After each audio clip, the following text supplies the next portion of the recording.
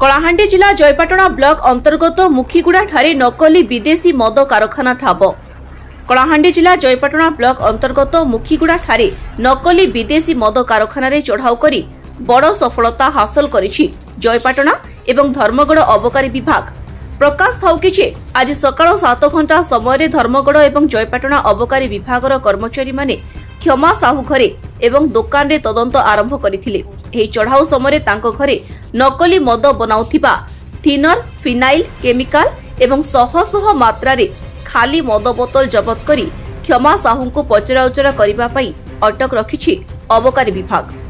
लोकों जीवन सहित खेलुथिबा एही व्यक्ति विशेषଙ୍କୁ किभଳି दंड दउछि प्रशासन ताहा देखिबाकू बाकी रहिला।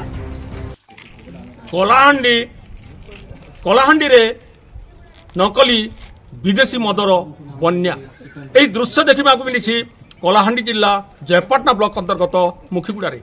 आज मुखीगुड़ा ठारे सकाल 7 घंटा समय उपखंड धर्मगढ़ अबकारी विभाग एवं जयपाटना अबकारी विभाग दुई जनकर मिलित उद्यम आज जड़े घर को जाई से माने नकली विदेशी मद कारखाना को ठाब करथिले एवं विपुल परिमाण रे एही नकली मद सामग्री बोतल केमिकल एवं जो सामग्री देखि पारथिबे एटा होची टॉयलेट क्लीनर।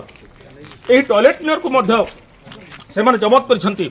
एटी गोटे आपण देखि पारथिबे एटा गोटे केमिकल एटा वुड पेस्ट एही फिनाइल टा को मध्य से माने यूज करूछंती।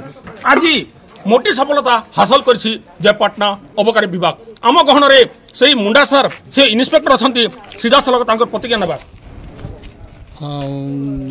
मो ना Sudhanshu Munda inspector of excise Dharamgarh range. Sir केमिति आपण विश्वास खबर पाई आपण जेन ये सब आज जे नकली विदेशी कारखाना के जेन ठाब करछन से बाबत आपण संक्षिप्त विवरण दियंतु।